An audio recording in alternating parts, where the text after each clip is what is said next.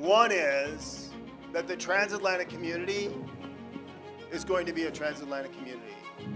I mean, this discussion about the United States leaving NATO is complete and utter nonsense. I come from a country like Albania, from the Western Balkan, which before the 90s or before the communism fall, it was a bit strange how to represent ourselves, because Albania was neither part of the Warsaw Pact, but also not part of the Washington Treaty of NATO, and it was a bit of a difficult time for us to align and which part of the curtain we will choose at that time.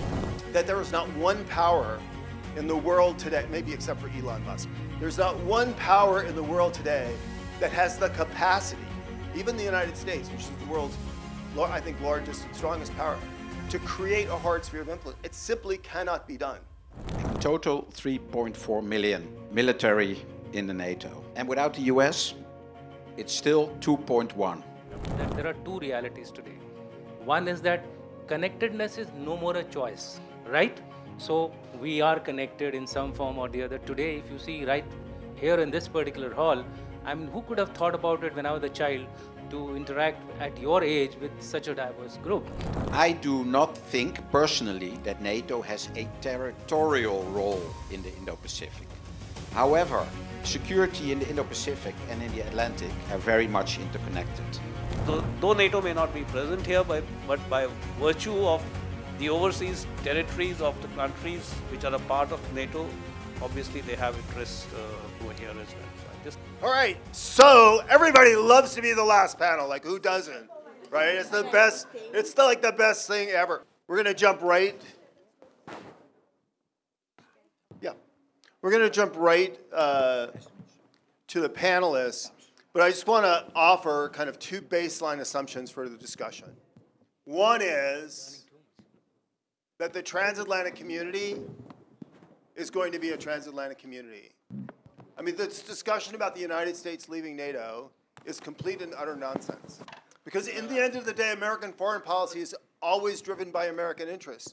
And there is no scenario where America is better off with a Europe that is not stable and secure. So I know it's the conversation of the hour, but it's just baseline stupid. And why it's important for this conversation is because with a transatlantic community, you have two NATO members that face not only East, but West, Canada and the United States, who are both Pacific and Atlantic powers. And I think that's an important dimension to the conversation. The other one is, and forgive me if I insult anybody, but there are two really stupid ideas of how people think the world will run. And most people think one of these. One is that there's a rules-based order, which is a notion which was only introduced after it was really clear nobody was following the rules. Because if there was a rules-based order, Russia would have never invaded Ukraine, Iran would have never engineered an attack on Israel, China wouldn't be threatening Taiwan, there wouldn't be an unprecedented number of coups and wars in Africa, and Venezuela wouldn't be threatening to address its neighbor. So we created this fiction of a world that never really existed, where people just looked in the rule book and it told them what to do. And so this notion of getting back to something that was never really operative in the world is the definition of strategic idiocy. The other is that we are going into some kind of age of chaos that looks like the game of, excuse me, like the Game of Thrones, right? Where we're going to have these hard spheres of influence and we're going to live under the Chinese umbrella or the Russian umbrella or the American umbrella or the Iranian umbrella. And this is all utter nonsense because we are not going to see a Cold War that sees the world divided into hard spheres, or the British Empire be recreated, for the simple reason that there is not one power in the world today, maybe except for Elon Musk, there's not one power in the world today that has the capacity, even the United States, which is the world's, I think, largest and strongest power, to create a hard sphere of influence. It simply cannot be done. So we are going to be living in a world, not of globalism, of kind of increasingly unity and convergence, but a world in which the globe is interconnected. So Prime Minister Abe introduced this idea of a free and open Pacific, where the goal is let's just try to create a neighborhood where we can actually travel from one country to another and do business, and that's I think being expanded globally. So there's absolutely a space for this growing connectivity, which we all value, to kind of embrace in a cooperative manner. But the question, which I think is actually a really intriguing question, and we'll start by putting it to the panel as a whole. General Singh, maybe you could lead us off. And we're really talking about two multilateral systems here, because we have NATO, but there's also the European Union, which in some ways has an independent course and identity. So the question is what are the opportunities and obstacles for NATO and or the EU to cooperate and engage with India to the benefit of both? So maybe you could lead us off, and then maybe the panel could just go from there. And then if everybody could maybe just briefly do a little self-introduction, that'd be great. Starting with the self-introduction, I am General Dushyant, Lieutenant General Dushyant. I'm a retired officer from the Indian Army, and I'm heading the think tank called Center for Land Warfare Studies. So I come from that kind of environment, an infantry officer with almost 40 years of active operational experience, as also some scholarly forays into the academic world. At the outset, let me tell you that I kind of enjoy this youth and the fossil kind of association which we are having. I consider myself into the fossil environment, and you guys are the new brain, new thought process. With that, coming on to your question straight away, Carlton, the first thing which I would like to highlight here is that there are two realities today. One is that connectedness is no more a choice, right? So we are connected in some form or the other. Today, if you see right here in this particular hall, I mean, who could have thought about it when I was a child to interact at your age with such a diverse group? So that's one thing which you should understand. But at the same time, what is the next reality? And the next reality is basic human nature, which transcends right up to a national level or a particular entity, organization, which is of competition and conflict. The humans have been at war right from the time they have come on this mother planet Earth. So we can't really dissociate ourselves from that reality as well. So if we have to now maximize what you were just trying to say, how can NATO and India maximize their cooperation, I think we have to find via media a balance where we can balance between our national interests, which is first and the foremost, and secondly, where overall the world will benefit. In the sense that between these two, we have to make a balance, and that balance, fortunately or unfortunately, comes from a strategic autonomy which we have been following. And possibly, I'll give you a good reason why this is coming true. If you take Russia-Ukraine war, right? In Russia-Ukraine war, what happened? People took sides and positions. India also took a side and a position. India's position was slightly independent, and it's been spoken about by the Prime Minister and the External Affairs Minister, everybody, that we stand for peace. Yesterday, day before, in the Raisina dialogue, Mr. Shashi Tharoor said that I have egg on my face, right? So why did he say so?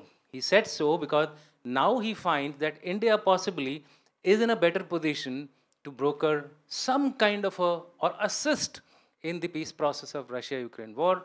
Take, for example, peacekeepers. I think the peacekeepers which might be best accepted by both sides would be India. And India has been a very, very strong contributor of peacekeepers in the past. Similarly, there are some low-hanging fruits which are beneficial for both NATO as well as India. I would like to highlight with 2-3 figures. First one, 50% of India's population today is at less than 30 years of age. Europe's age bracket is crossing 40.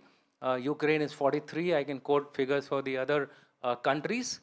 Now, this mix of youth, which is there in India, and the technology which is there in the NATO, I think can do wonders as far as overall what we are talking of rule-based world order, etc. Because if one side is slightly higher, automatically the balance will start seeping in. People will start adhering to overall thought process of how we should go about in the diplomatic world. So this is one great example of cooperation. And I will back this up with one more data, and this must be information for all of you. There was a study carried out between India and China's scholarly productions. This I just covered in my podcast also.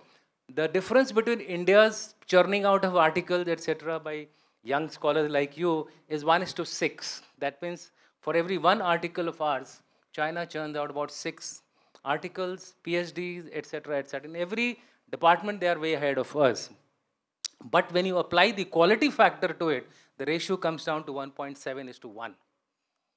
What I'm trying to get at is that we are going to give you the quality that's required, and NATO will possibly share its technology, and both in this way can actually move ahead. This is just my initial thoughts. As we go along, we'll be elaborating more on it. Let our other panel speakers speak on it. Let me ask you one quick follow-up question before we move on. And I must say, that was amazingly prescient and thoughtful for an infantry officer. I think we should all acknowledge that.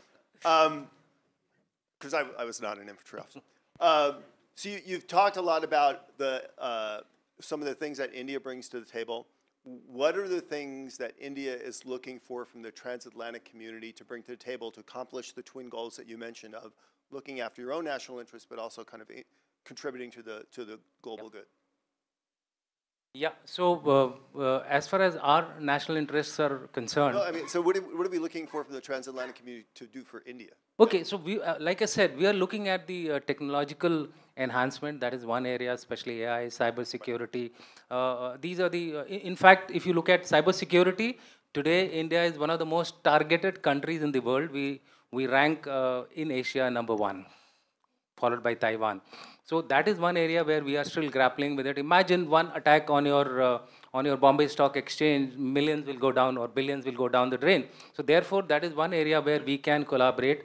We have the NATO Center for Excellence on cybersecurity, and we have our National Cybersecurity Coordinator. This mechanism should commence. That's one of the recommendations, although it is still not taken shape. Similarly, the European Technology Trade Cooperation, that's one area where we can now make even major difference. And I'll tell you how. Tariffs is something which is troubling everyone, right? So EU has an option in terms of going to India. And through that particular option, I think we both can do a win-win kind of a situation. So there are a number of such interests. If I start elaborating, my friend AVM Golani will not have anything to say. So thank you. So Captain? Yes, good afternoon. Captain Robert van Bruynesse. I'm the Netherlands Defense Attaché here in Delhi since 3.5 years. I'm not a rare species. I'm active duty NATO military. How many NATO militaries are there currently? Tell me, who? Who knows? No, no idea? Okay, in total 3.4 million military in the NATO. And without the US, it's still 2.1. Yep. So you all know India has like 1.4 million military. So, but it's a lot, it's a lot. So I served the last 41 years in the Dutch military, in the beginning, the first 20 years in the Navy, later at the Joint Staff, etc., even for the UN. But the majority of my operations and exercises were in NATO fashion, either in a joint force, in a maritime task group, NATO, as operations, as a Navy officer on a ship. But also when I worked for the staff, I was procurement officer, C4ISR branch. I went to Brussels 4 times a year to talk about standardization in NATO. So NATO, what is NATO? It's basically a very effective organization that managed to integrate, and to a certain level, to integrate the militaries, the defense forces of 32 different countries. Imagine that. That's a big job. I know countries that already are suffering do that in their own country. But NATO is very effectively, and that didn't come from one day to the other. That lasted decades. Okay, come to the question. We hear about EU, India, we hear about NATO, Indo-Pacific, NATO, India. I do not think personally that NATO has a territorial role in the Indo-Pacific. However, security in the Indo-Pacific and in the Atlantic are very much interconnected. We talked about cyber threats, hybrid threats, worldwide threats, so we really have to convene to counter those threats. A clear example is that China state-backed cyber espionage in the Netherlands, but it's also happening in India every other week, most likely. We see clear added value in enhanced cooperation with partners in the Indo-Pacific, especially in those domains. Cyber, hybrid, tech, AI, but also what very important is for Western or European countries is safety of our economy. So security, flow security, maritime security, freedom of navigation, freedom of trade, we have to find each other there. So we have quite a lot of shared values. When you're talking about EU and India, I think I see much more potential. So NATO is our insurance, our transatlantic defense organization, our insurance policy. But that doesn't count outside the transatlantic area. However, when you're talking about EU and India, I see much, much, much more potential. We just had the Raisina, my Minister of Defense was there. We had a very good bilateral with Raksha Mantri, and but doesn't only count for the Netherlands, but counts for a lot of European countries. We recognize the importance of India and the imperative to cooperate with India. On a defense industrial level, a maritime security level, what I think, all these discussions, everything is basically set on a political and diplomatical level, but I think the biggest challenge, so we will not venture into an alliance with India. I'm pretty sure about that. But in the case of we would like to operate together against a third aggressor, you never know, we really have to start working on interoperability. What I said about NATO, 32 countries integrate their forces up to a certain level. I know India is organizing a lot of international exercise, like Tarang Shakti, International Air Exercise, Milan Series, International Maritime Exercise. But working on full interoperability is still the biggest challenge. So a problem is that in such a big international group, not being an alliance, you cannot share everything. You cannot share all your procedures, all your code language, all your data link systems, etc.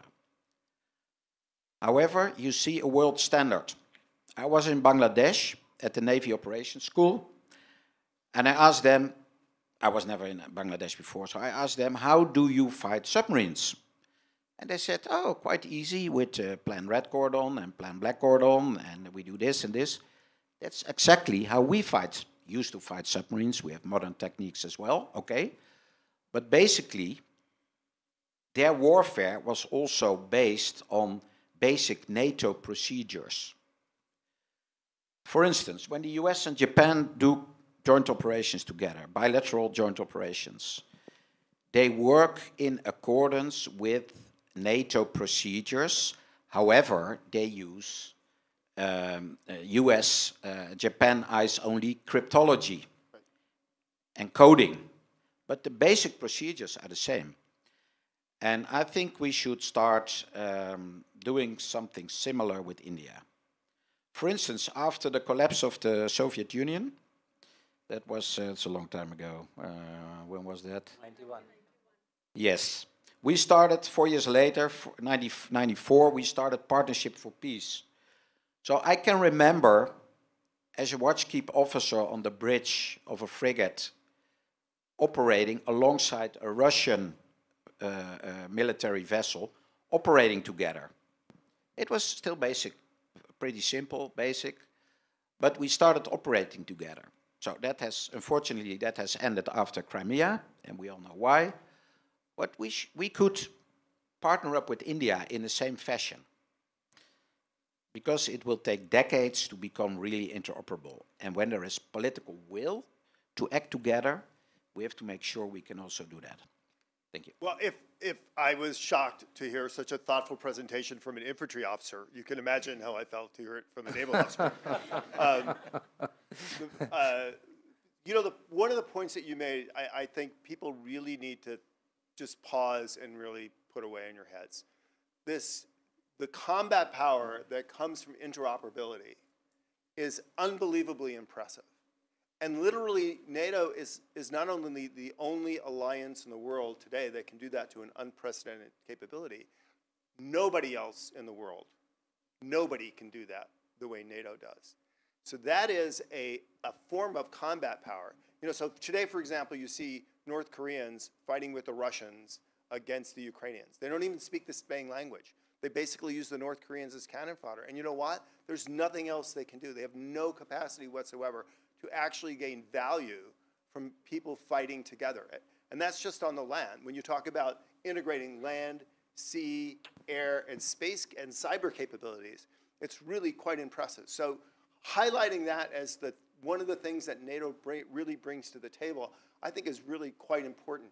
So I just want to ask you as a follow-up, because you mentioned the maritime domain, and I heard it mentioned several times in other panels, but would you unpack for just a little bit about what does that mean? You know, what are the things that we're doing in the maritime domain that make these spaces free and open that we have to work on? Okay, in the maritime domain, when you have like a maritime task group for maritime security, you have number of ships. So I'm used to sail in a groups of 8 up to 10 ships with all different nationalities. And then you have multiple task groups. In a big NATO exercise, we used to have a carrier battle group. We used to play like a scenario that the north of Norway was occupied by an aggressor. I don't call names.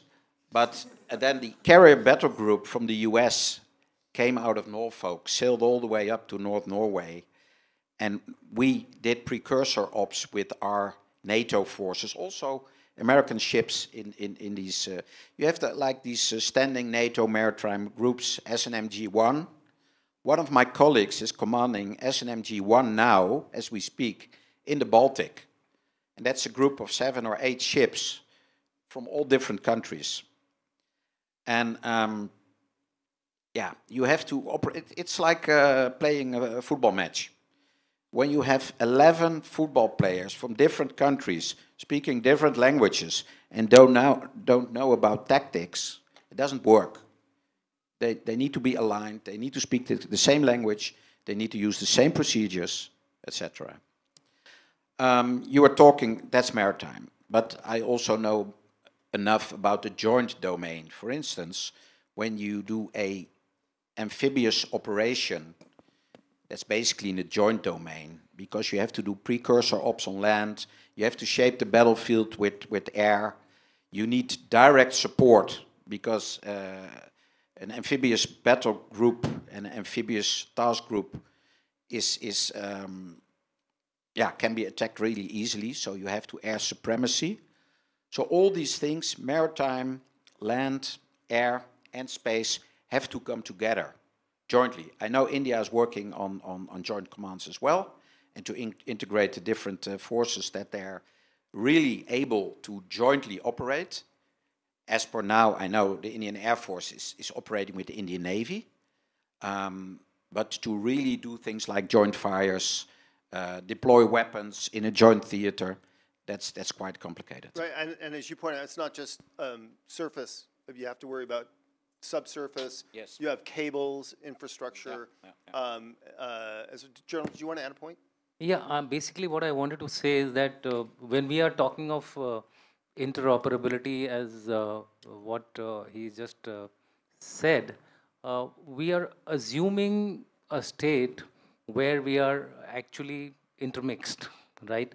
So normally what happens is in an international environment, we may be given a separate area. So there are certain areas where interoperability would be required, and then certain areas where interoperability may not be that required. Like you said, amphibious operations, yes, by all means. But for that, I think there has to be a combined force which would be operating as a one entity where you would require such kind of procedures.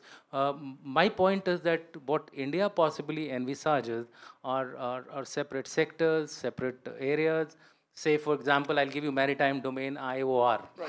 Like the IOR, India is saying that we will be the net security providers. There would be a certain amount of interoperability required, for which we are already working. Malabar exercises, you yourself mentioned about it, Sea Guardian exercise. There are so many other exercises which we are conducting, even on land. For example, on land, we have had very close interactions with our special forces along the northern borders. And that was a message which went across to our northern adversary as well. So it's a very important point what the Commodore is mentioning, but we have to be very, very careful as to how much of integration India is willing to do at this stage. I can't commit as an entity as of now, because I'm possibly not aware of it, but definitely your point is very, very valid, and I would like to support his point on that issue. And the whole point about the maritime space for India and Europe, what's really important is these are all links in a chain. So it's not just about crossing. If you think of IMEC, for example, the India through Middle East to Europe corridor, you're not just crossing the Indian Ocean. Then you have to cross the Red Sea.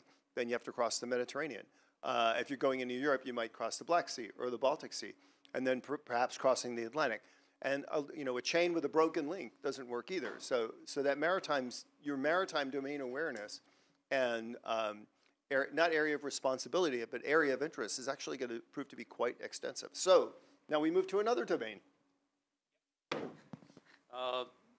Good afternoon, everyone, and thank you very much for getting me here, and thanks to the Netherlands Embassy and the NATO India Youth Conference. I am Anil Gulani. I am heading the Center for Air Power Studies. I don't know whether this was by design or naturally. You had the Army and the Navy and then the Air Force. The Air Force was the last to enter the scene, but it overturned warfare, and I'm sure the Navy and the Army cannot fight without air power as of today. And however reluctant they may be to admit it, but that is a fact of the case until, the space and the cyber domain came into being. So I just take one or two, issues from what was discussed previously. I think looking for a collaboration of NATO with India as such, again, not possible, because NATO is based on Article 5 premise, and, it's unlikely that there will be a military collaboration between NATO and India. But the fact of the matter is, I don't need to explain to this audience. I think they understand what is EU, what is NATO, and what is, individual collaboration that Indian armed forces or India's military have with the other countries who are members of the NATO as well as the EU. So, for example, you have the French overseas territories in the Indian Ocean of La Réunion and Mayotte Islands, and of course Diego Garcia's there as well, and reunion of the these islands, cocoa killing islands of Australia. But we were discussing maritime domain awareness, and we talk of the free and open Indo-Pacific and all.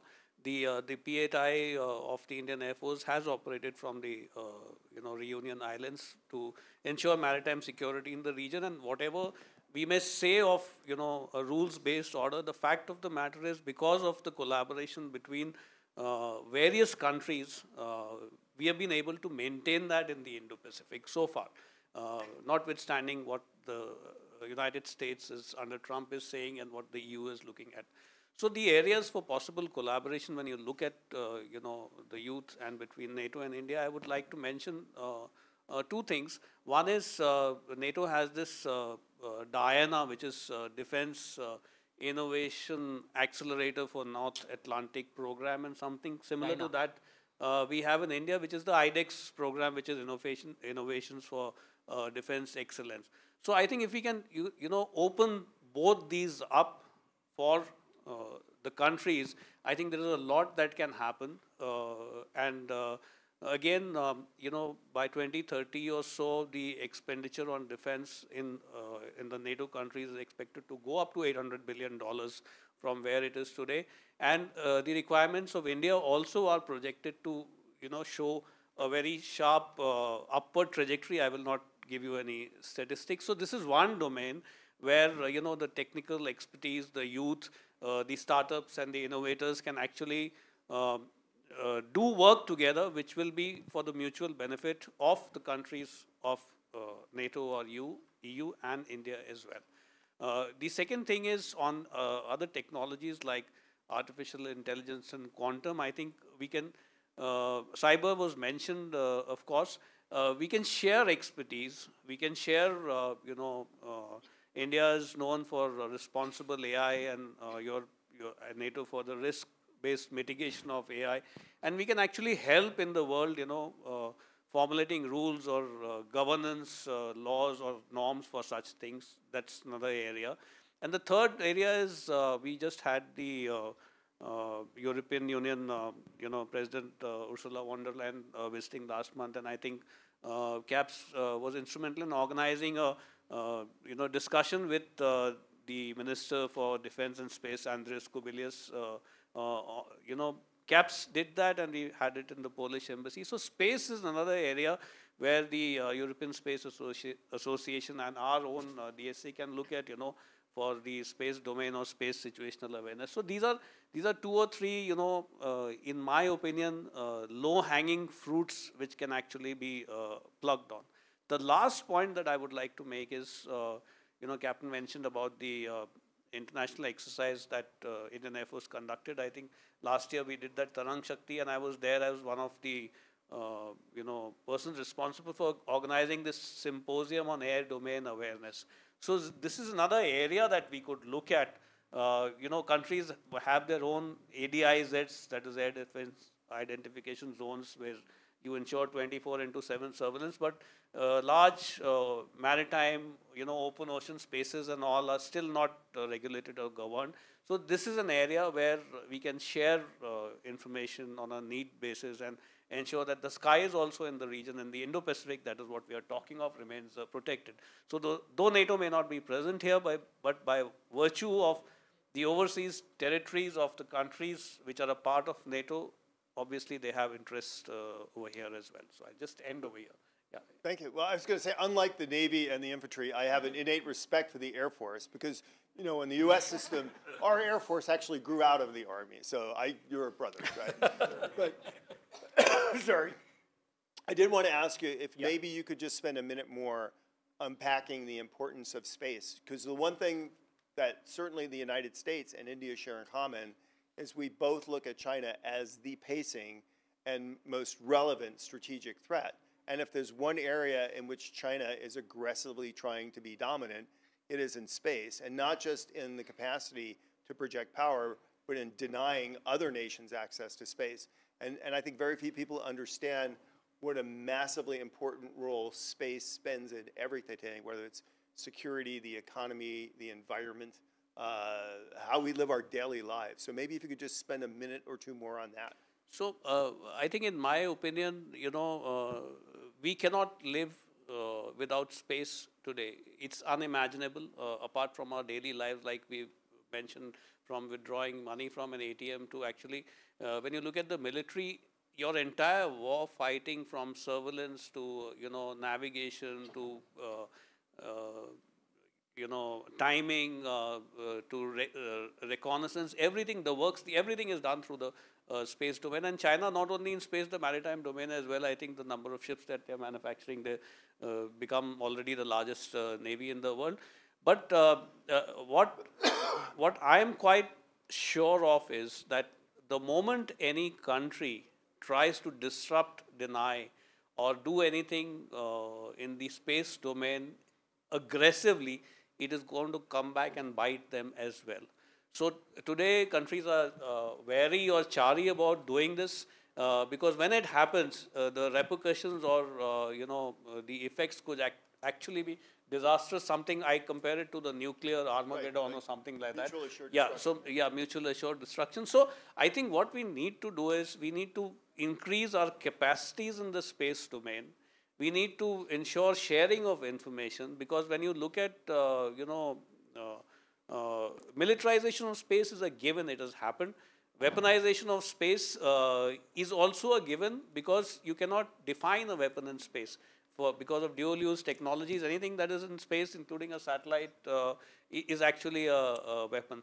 So both these are inevitable, it has already happened. So other than weapons of mass destruction, which the Outer Space Treaty prohibits, actually anything can be used as a weapon, and every day you see nations demonstrating their capability.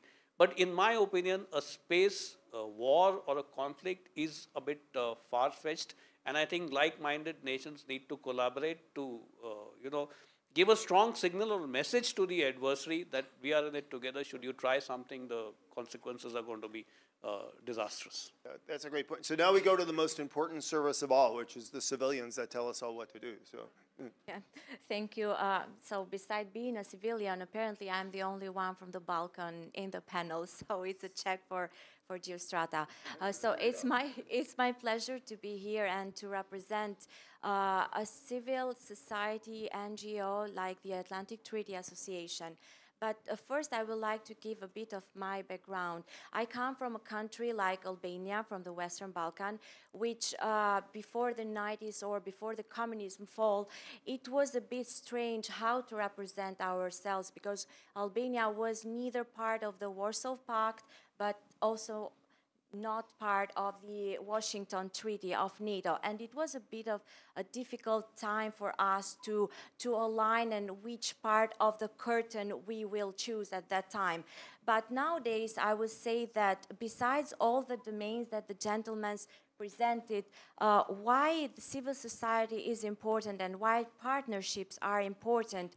It is because besides land, air, sea, space, or cyber domain, I think that the most challenging battlefield is the mind, and the cognitive warfare is something that is challenging our alliance, but as well your country and all European Union or other alliances like are not like-minded, for example, or are just like not having the Western countries' values. Which we can debate on that, but I would say that it is important because after the 90s we saw that NATO was not about just the Article 5, not about only defense and deterrence, but it went beyond this article and it went pursuing crisis management beyond its border, but as well partnerships. And why this is important, and NATO, let's say, understood this at that time, was because threats and challenges are not just national or cross-border, but they are global. And this is why partnership is as well important, because global threats must and requires global partnerships. And I would say that being part of a civil society NGO, but slightly part of the youth, let's say, they don't call it anymore if you are above 35, but it's okay, is that the Atlantic Treaty Association started just 5 years after NATO was created. And it started from an idea of the founding nations of NATO, how to create summer schools in order to involve the youth of NATO countries to inform and educate them on NATO values and why NATO alliance was important at that time. And after this summer school was concreted into actions and civil society has been built up, I think that this event that Geostrata has organized is the same example of how to build bridges between the youth of different regions of the world in order to be inclusive and not competing values among ourselves, but to know the other perspectives. We are always in this fight of the we and the others, so these kind of events and this kind of partnership that are so important exactly to counter, let's say, malign narratives that are threatening our countries besides being an alliance. Let me ask you one follow-up question, because a lot of this has been about kind of career advice, right? And because we actually have three excellent examples here, is we have people who are good, technically proficient, they're scientists or engineers, they have a military background. We have people who have a career in studying policy and geopolitics and strategy, and people that understand cultural awareness and strategic culture. What you see here are examples of really people that have all those skill sets.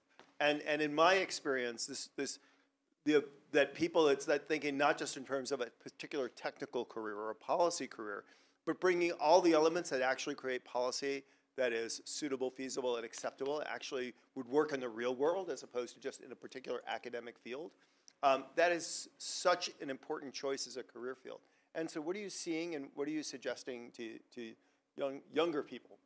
Yeah, I would say that when I started to be involved at the Atlantic Treaty Association, it was the curiosity of a student, but afterwards I came to know such a huge network of scholars and professionals and knowledge hubs, like we also mentioned NATO centers of excellence. And it's not only about cyber or space or Diana, but it's about critical thinking or strategic communication that might come to a help of you. But at the same time, from defense and hardcore, you can also find the other part, the soft power, or what, for example, is the NATO Center of Excellence, which is dealing with cultural property protection, and it's important in all countries. And it's not just about under the UN umbrella or UN flag, but this is a point where cooperation and partnership could be beneficial also for you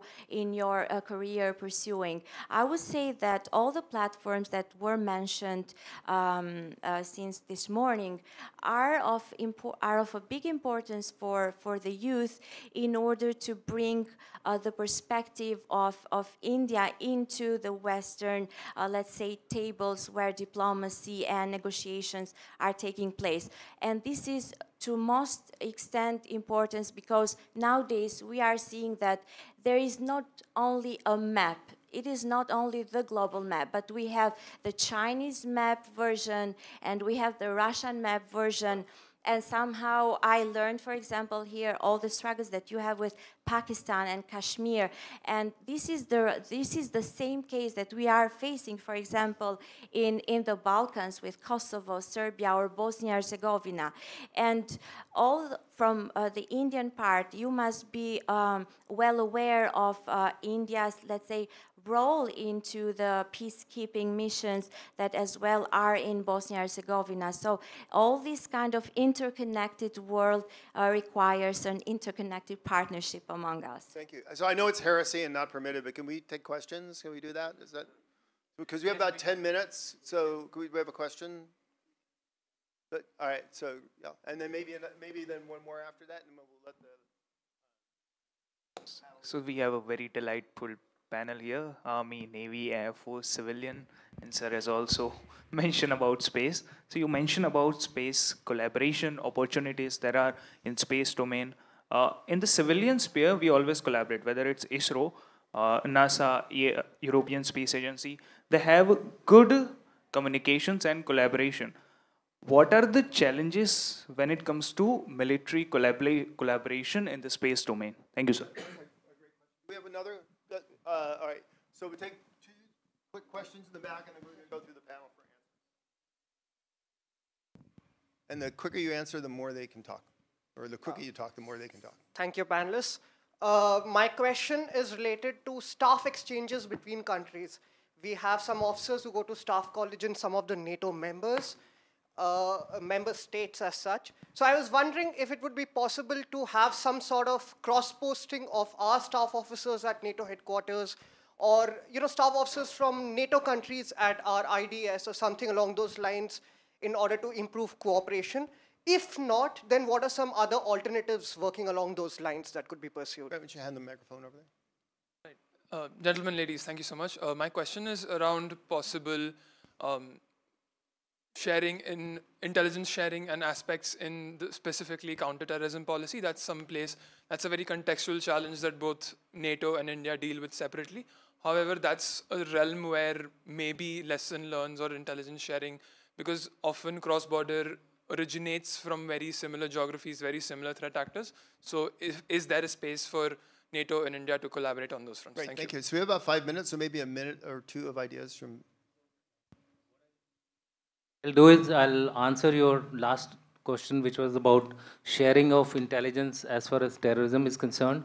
Well, there are mechanisms which are being worked upon between country to country, and we do get some information about these. However, the challenge still remains that, the big question, somebody's terrorist is somebody's freedom fighter, so those kind of issues get in between. Then there are local rules and regulations of a country. People avoid,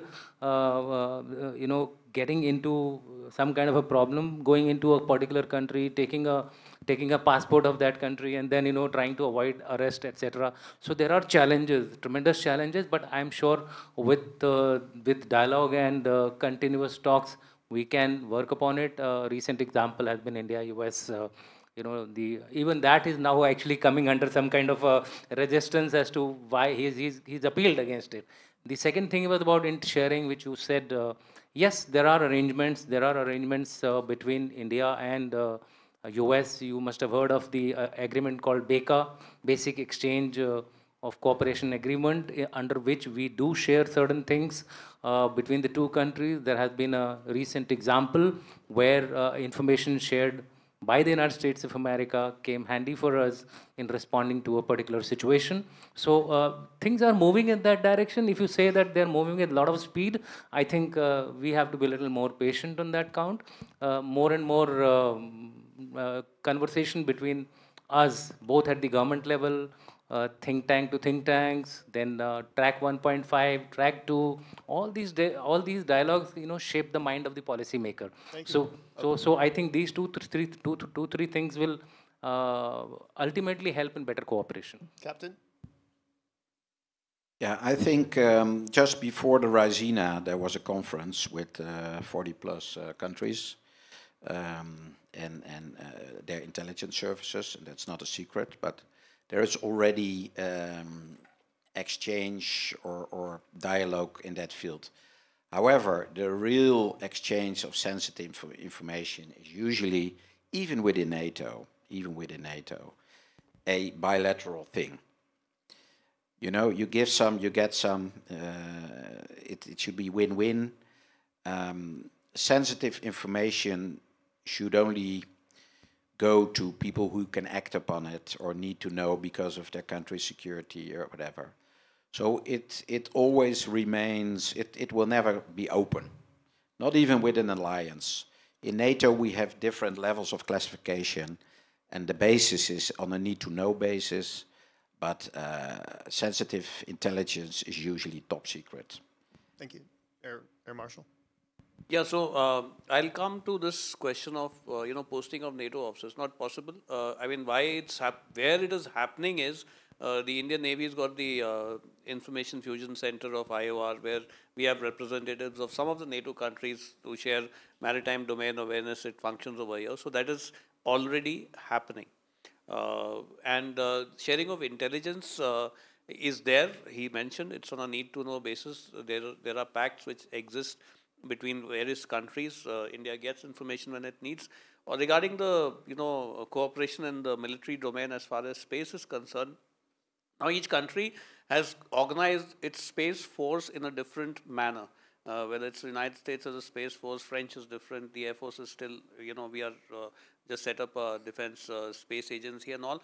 But US conducts these Shiver war games and all, and India has been asking for observer representation in these war games. But like I said earlier, when you look at space, it is dual use. And when you look at space, situational or space domain awareness, sharing of this information in the space domain is, I think, vital, which the countries today understand, and it does get shared. Now, when you talk of kinetic and non-kinetic methods of operation for weaponization, each country follows its own procedures for R&D and all, which I don't think is at the moment we are going to share with anybody, and the same is applicable for the other countries as well. Yeah, just a small recap. I would say that sharing intelligence is more a classified, let's say, a classified issue within NATO itself. But as mentioned in Article 2 or 6, for example, of the Washington Treaty, it is upon bilateral agreements of each country within NATO that they can have dual agreements with other countries. But at the same time, they must also be aware of all security clearance that also the Admiral mentioned and all the classified information. So I would say that there are domains where partnership and sharing experience and lessons learned is possible, and others are of another kind of partnership requirements. So I think we have time for like one super fast lightning round, which is, you know, we've talked all about multinational cooperation, NATO and the EU and India. We haven't really had an opportunity to kind of take into bilateral. So I'd like to talk for each of you, just super quick, like who are India's most relevant bilateral partners? And we should start with our host, right?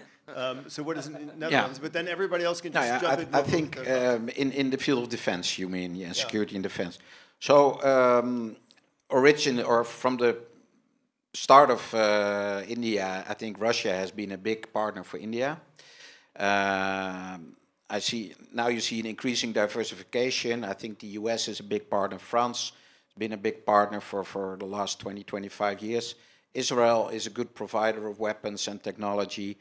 But yeah, we see new partners, Germany, European partners, maybe the Netherlands in the future. We are very much interested in cooperating with India to combine best of both worlds, like India as a potential production hub and mass production, because you have still a lot of human resources, a lot of production space, and what we lack in Europe basically, combined with Western technology can be a win-win.